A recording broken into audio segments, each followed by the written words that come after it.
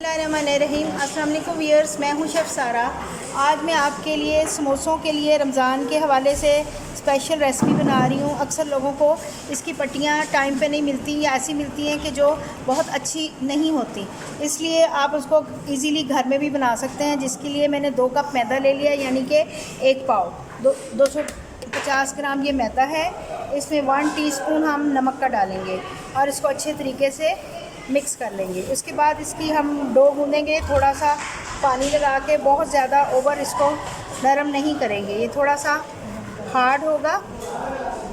और फिर उसके बाद नेक्स्ट प्रोसेस करेंगे, ये मैं गूँध लूँ, फिर उसके बाद मैं आपसे दोबारा मिलती हूँ।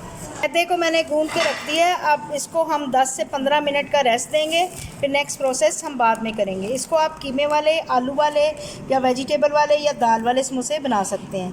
तो 15 मिनट के बाद मैं आपसे दोबारा मिलती हूँ।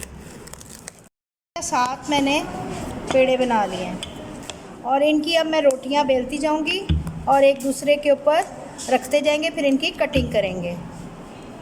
इसकी हमने रोटियां बेल ली हैं, अब इनको अच्छे तरीके से हम ऑयल लगाते जाएंगे।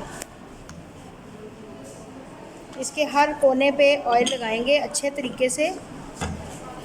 ऑयल या घी, कोई भी चीज़ आप लगा सकते हैं जो आपके पास अवेलेबल हो। इसी तरह से सारी रोटियां बनाते जाएंगे और इन पे मैदा डस्ट करते जाएंगे।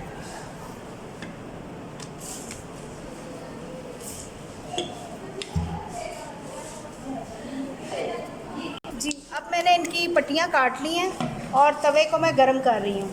तो तवे के हम पहले इसकी एक साइड पकाएंगे।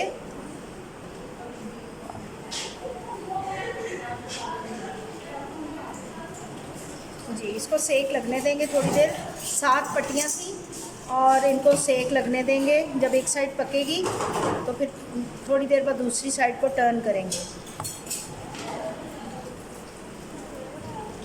मैंने तवे पे पहले इनको सेका, फिर कटिंग करके मैंने आलू का मटेरियल बनाया था इनके लिए।